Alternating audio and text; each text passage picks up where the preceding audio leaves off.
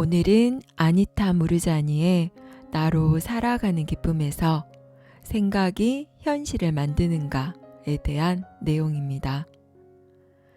그날 밤 머릿속에서 그날 있었던 일이 거듭 재생되었고 나는 밤새 뒤척이며 잠을 이루지 못했다.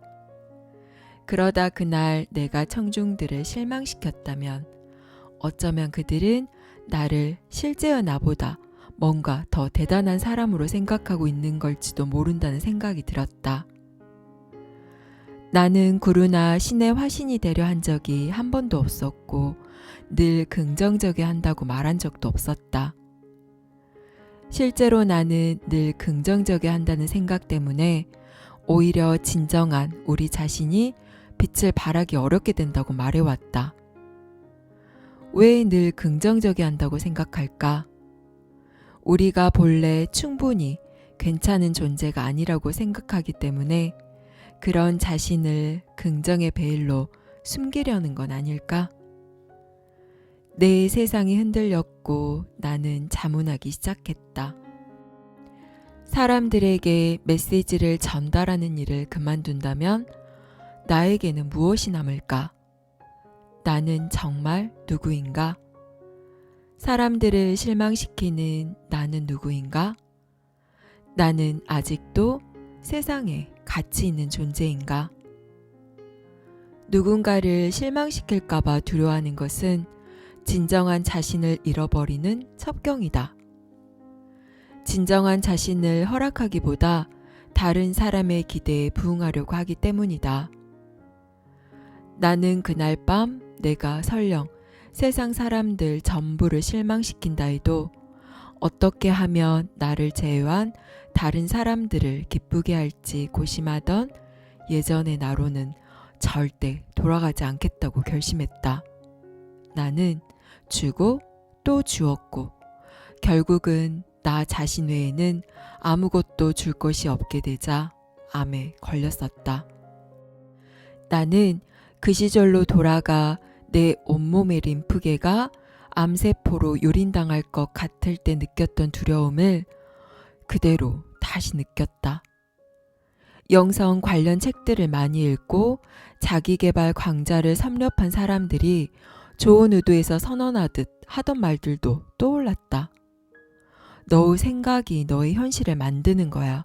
그러니까 내 생각이 이 암을 만들어냈음에 틀림없어. 그러니 생각을 잘 들여다봐야 해. 나는 내 몸을 파괴하는 그 짐승과 싸워 이기고 싶었기 때문에 먼저 이른바 끌어당김의 법칙에 대해 샅샅이 조사했다. 내가 어떻게 암을 끌어당겼는지 알고 싶었다. 그리고 부정적인 생각이 들면 그 싹부터 잘라 내 마음속 깊은 곳에 묻어버렸다. 하지만 그럼에도 불구하고 부정적인 생각들은 계속 떠올랐고 암세포도 계속 퍼져나갔다. 노력이 부족한 건지도 모른다는 두려움 때문에 부정적인 생각을 없애는데 자신을 더욱 몰아붙이고 열심을 부렸다. 잡지 등에서 사진들을 오려내 포스터 보드에 붙이는 식으로 나만의 비전 보드를 만들었고 긍정적인 결과를 거듭 상상했다. 암이나 죽음에 대해 무서운 생각이 들 때마다 그런 생각 때문에 내 병이 더 심해질 거라 믿으며 더 무서워했다. 따라서 억지로라도 그런 생각을 하지 않으려고 했다. 너는 왜 아직도 부정적인 생각을 하고 있니? 나는 화가 나서 나 자신에게 따졌다. 부정적인 생각을 통제하고 긍정적이 되어 긍정적인 현실을 만들려고 그렇게 노력했는데 왜 아직도 이 모양인 거지? 왜 암은 계속 퍼져나가고 있는 거지?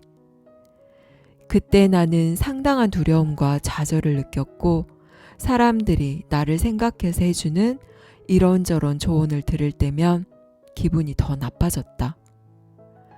나는 정말로 내가 제대로 하지 못하고 있기 때문에 암이 계속 진행되고 있다고 믿었다. 나는 내 믿음이 강력하지 못하거나 내 생각이 긍정적이지 못하다고, 혹은 그 둘 다라고 확신했다. 그날 밤 침대에 누워서 나는 몇 시간이고 그렇게 뒤척이다가 새벽녘에야 겨우 잠이 들었다. 아침에 일어났을 때도 여전히 피곤했다. 전날 하루 종일 계속된 행사에다 밤에 잠도 제대로 못 잤으니 당연했다. 평소보다 늦게 일어났기에 벌써 샤워를 하고 있던 데니가 내가 일어나는 소리를 듣고 서둘러야지, 안 그러면 비행기를 놓치겠다고 했다. 나는 여전히 개운치 못한 몸과 마음으로 느리고 둔하게 움직였다. 그러다가 문득 아무리 책을 많이 읽고, 아무리 영적으로 깊은 경험을 하고, 아무리 깊이 깨달았다고 해도, 혹은 아무리 많은 사람과 세미나를 열어본 사람이라고 해도 우리는 인간적인 괴로움을 완전히 피할 수는 없다는 생각이 들었다. 마음을 수련하며 사는 영적인 삶이 가치가 없다는 말이 결코 아니다. 다른 모든 존재들과의 연결을 깨달으면 깨달을수록 다른 사람을 해치거나 고통스럽게 하거나 지구의 환경에 손상을 입힐 가능성은 그만큼 줄어들 것이다. 하지만 깊은 고통은 깊은 사랑과 동전의 양면처럼 서로 떼려야 뗄 수 없는 관계에 있다. 사랑하는 사람의 죽음에 가슴 아파하는 것은 인간 경험의 핵심이라고 할 수 있다.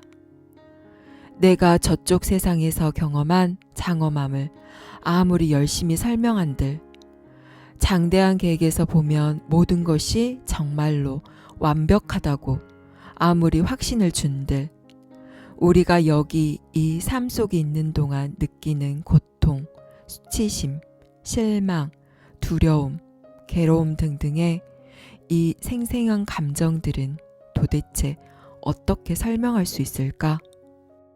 죽고 나면 이 모든 망상에서 깨어날 거라고 아무리 확신을 준다 해도 그런 말이 방금 남편을 잃은 여자, 아이를 잃은 부모의 고통을 꼭 줄여주는 것은 아니다. 쓰나미, 지진, 학교 총기 사고 등으로 가족을 잃으면 사람들은 누구나 괴로워하고 힘들어할 것이다. 가족 중에 중병이나 불치병을 앓는 사람이 있는 경우에도 상실감을 느끼고 괴로워하며 고통스러워할 것이다.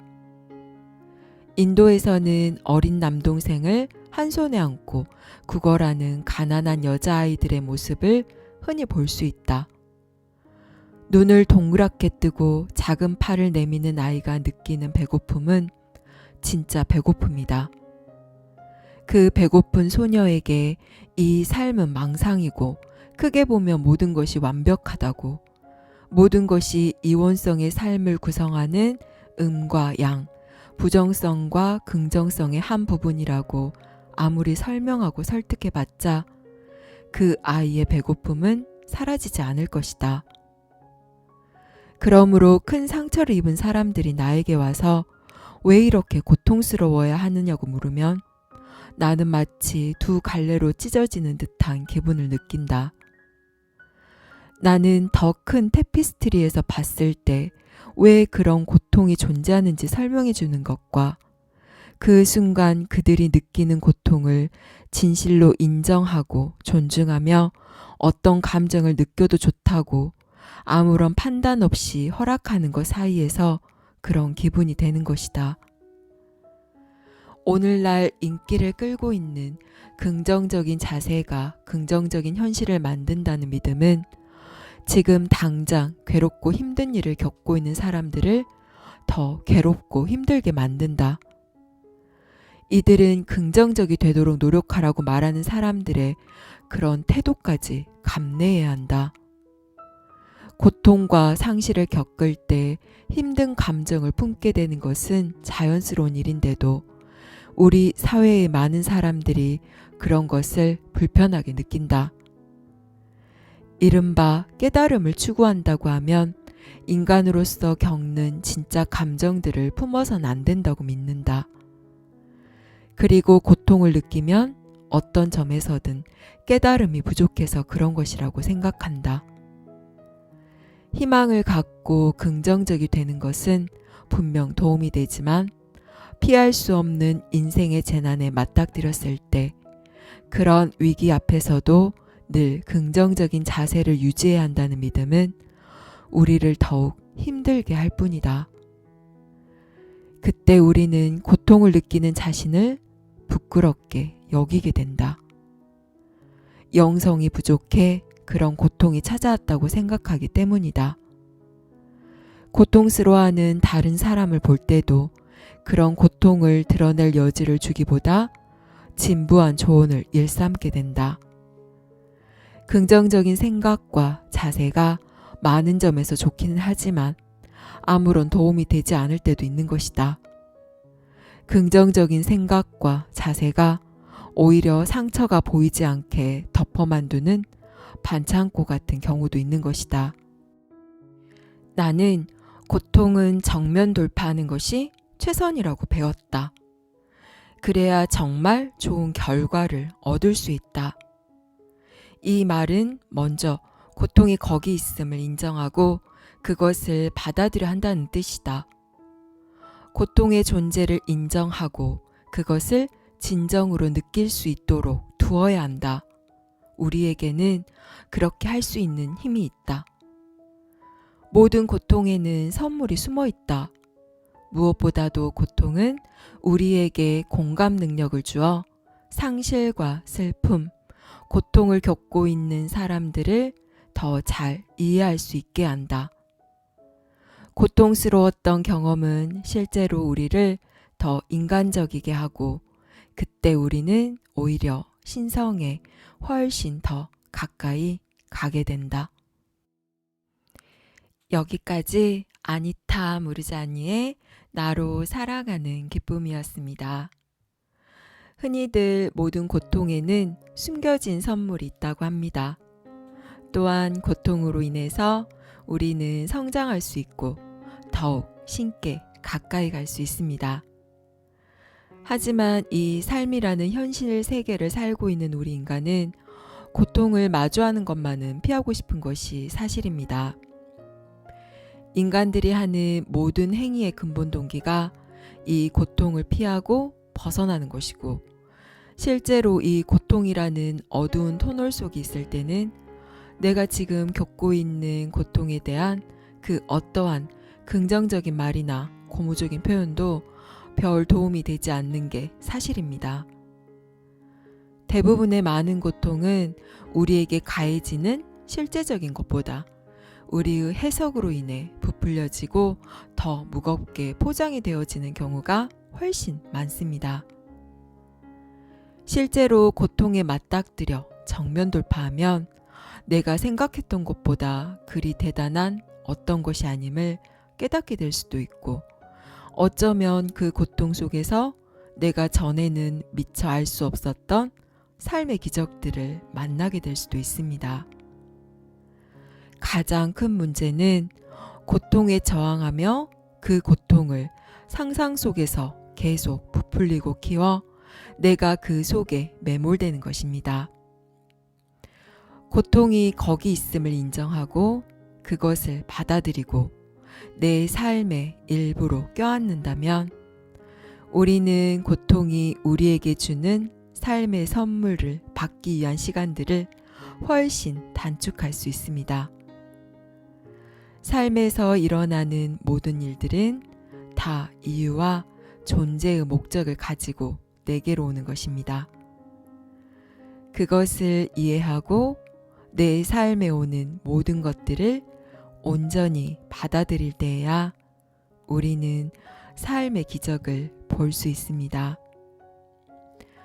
오늘도 매 순간 삶이 주는 모든 것들을 있는 그대로 이해하고 받아들이는 하루 되세요. 감사합니다. 사랑합니다.